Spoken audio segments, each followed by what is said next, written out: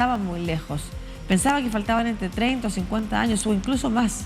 Obviamente ya no pienso eso, añadió Hinton en esta entrevista tras su renuncia a Google, lo que siguió levantando las alarmas entonces en torno a la inteligencia artificial y la capacidad que tendremos los humanos efectivamente de poder dominar. Y por otro, ¿de qué manera van a influir en nuestra convivencia ciudadana? Vamos a conversar de este tema con la economista española especializada en el impacto social de la tecnología, parte del comité de GPI, Global Partnership on Inteligencia Artificial, la autora del libro Te va a sustituir un algoritmo, de la editorial Turner, Lucía Velasco desde España, conectada con toda Latinoamérica a través de iNews. ¿Cómo está, Lucía? ¿Qué tal? ¿Cómo estáis? Muy bien, muchas gracias. Cuéntenos usted, según lo que ha salido en las últimas entrevistas en el último tiempo, ¿no es cierto? Estas discusiones desde la carta que se firma de dueños de grandes empresas tecnológicas diciendo pongámosle freno, luego la renuncia la semana pasada de este altísimo ejecutivo de Google llamado el padrino de la inteligencia artificial, advirtiendo los peligros de seguir avanzando en esta tecnología, hasta estos paños fríos que intentan ponerle otros nombres. Su juicio a partir de sus propias investigaciones, ¿cuál es? Bueno, yo creo que hay que ser relativamente cautos a la hora de emitir alarmas sociales. Creo que los científicos y los ingenieros justamente lo que están viendo es el potencial y el riesgo a largo plazo, que eso es algo que nosotros desde la ciudadanía nos cuesta más entender, y eso todavía no hemos llegado ahí. Y hay otros riesgos a corto plazo que son menos impresionantes, digamos, y no debemos temer, sino que debemos ponerle solución, y ahí es cuando tiene que entrar la regulación. ¿A qué riesgos me refiero? Pues, por ejemplo, cuando estamos hablando de desinformación, el potencial que tiene justamente pues los chatbots con inteligencia artificial y estos nuevos desarrollos tecnológicos que estamos viendo a partir de ChatGPT pueden ser utilizados para manipularnos fácilmente, viendo el grado de sofisticación que está adquiriendo. Y ahí es donde tenemos que actuar rápidamente y de manera coordinada, y es donde hace falta que los poderes públicos se impliquen en esta conversación. Es muy interesante porque es una discusión que también tiene que ver con, a propósito de lo que se conmemoraba la semana pasada, la libertad de prensa, el derecho a la información, y cómo en distintos países, o en distintos bloques inicialmente, Estados Unidos hacia Sudamérica, Unión Europea, por otro lado, está protegiendo o no está protegiendo a sus ciudadanos, según la visión de algunos, ¿no es cierto?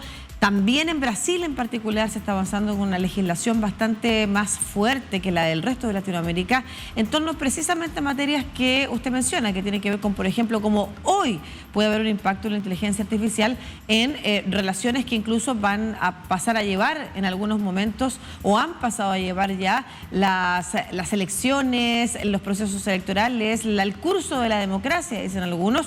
Estaba viendo un artículo del Economista precisamente de esta semana que se pregunta si puede influir la inteligencia artificial en las próximas elecciones municipales y autonómicas de España. Pero esto es algo que se ha ido viendo y no sé si usted tiene una opinión respecto de si se ha logrado, primero, medir el real impacto que ha tenido las plataformas digitales y la inteligencia artificial en procesos electorales desde Cambridge Analytica en adelante, ¿no es cierto? El caso del Brexit, las primeras elecciones de Donald Trump para candidato a la presidencia y otros procesos electorales en el mundo. Y a su vez, si somos capaces, si hemos sido capaces de avanzar en regulaciones que efectivamente se hagan cargo de aquel impacto.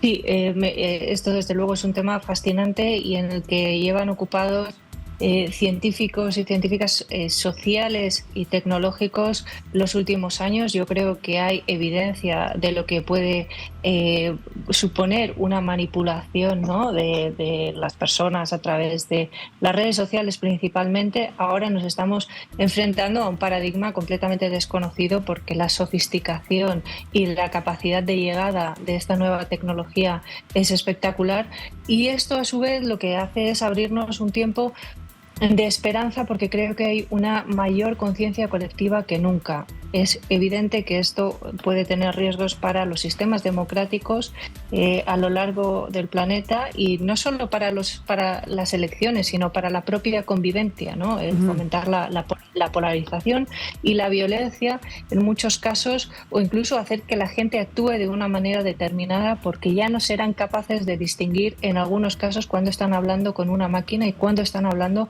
con una persona. Por eso es tan importante que nos planteemos cuestiones en la regulación, como que sea obligatorio identificar cuando tú estás hablando con una inteligencia artificial y no con un ser humano, y si es un derecho fundamental que podamos interactuar con personas cuando queramos, ¿no? Y estas son las cuestiones que hay que poner encima de la mesa, y que en esta mesa para mí es muy importante que estén sentados todos los países, es decir, y todas las latitudes, y que el sur global sea un actor en esta mesa, para que no acabemos teniendo un diálogo entre Estados Unidos, Europa y compañías norteamericanas, ¿no? Claro. Los neuroderechos, usted mencionaba, el derecho que tendríamos de saber, o que debiéramos tener de saber si estamos conversando con una inteligencia artificial o no, pero al mismo tiempo el derecho, por ejemplo, a que nuestros pensamientos no pudieran ser vulnerados, como Rafael Yuste en algún momento también, otro gran científico de la inteligencia artificial, advertía: si nosotros hoy tenemos predictores de textos en nuestros teléfonos, de aquí a 10 años más es posible que tengamos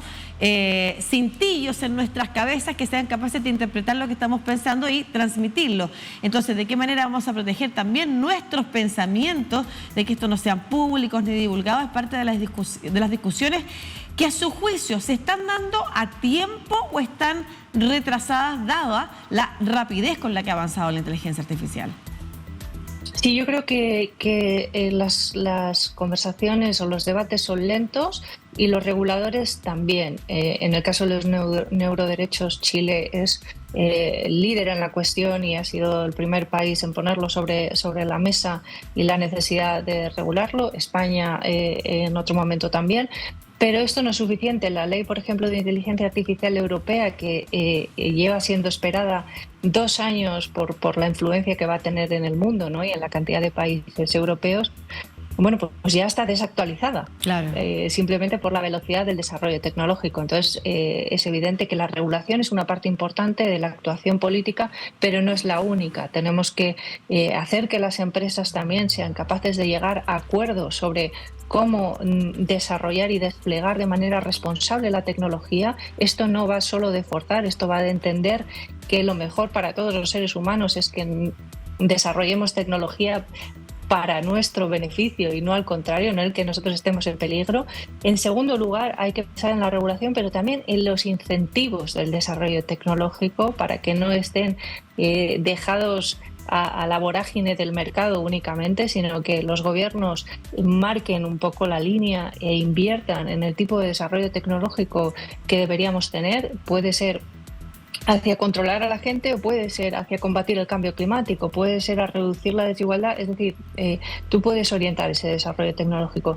Y en tercer lugar, tenemos que contribuir muchísimo más a el avance de la ciencia, y a que la ciencia no esté capturada por los intereses empresariales constantemente. Creo que con estos 3 o 4 elementos seríamos capaces de hacer un salto importante, y es además por primera vez que yo recuerde, los científicos e incluso las empresas están pidiendo que nos centremos a hablar del impacto social que está teniendo el desarrollo tecnológico, así que convendría aprovechar esta oportunidad. Muy importante lo que usted nos señala. Efectivamente, en Chile se puso el tema sobre la mesa de los neuroderechos. Estuvo también en el proyecto constitucional pasado, que fue rechazado en el texto constitucional. No se ha vuelto a legislar. Una cosa es que efectivamente haya de avanzada, como también surgió en Europa y en España, grupos que están preocupados de estas materias, pero que luego en el proceso legislativo las urgencias se lo comen, ¿no es cierto? Y termina siendo desactualizado. Pero como usted señala, es un gran momento ahora que tanto empresas grandes inversores del mundo de la tecnología, como científicos y científicas, también están alertando de las dificultades que podrían generar en la convivencia de nuestras sociedades, que ya están tensas si seguimos postergando estas legislaciones. Importante aprovechar el momento, como nos dice la profesora Lucía Velasco, economista española especializada en el impacto social de la tecnología, parte del comité de dirección de GPA, que es el Global Partnership en inteligencia artificial, y autora del libro ¿Te va a sustituir un algoritmo?, de la editorial Turner. ¿Nos va a sustituir un algoritmo, sí o no? Dependerá de nosotros. Seguramente nos acabe sustituyendo una persona que utiliza un algoritmo. Convendría que nos pusiéramos a aprender a utilizarlos. Es bien importante esa otra conversación que tiene que ver con las transformaciones, tanto en la educación como en el mundo del trabajo, a propósito de la inteligencia artificial. Muchas gracias, Lucía Velasco, por esta conversación con toda Latinoamérica a través de DailyNews. Que esté muy bien. Gracias.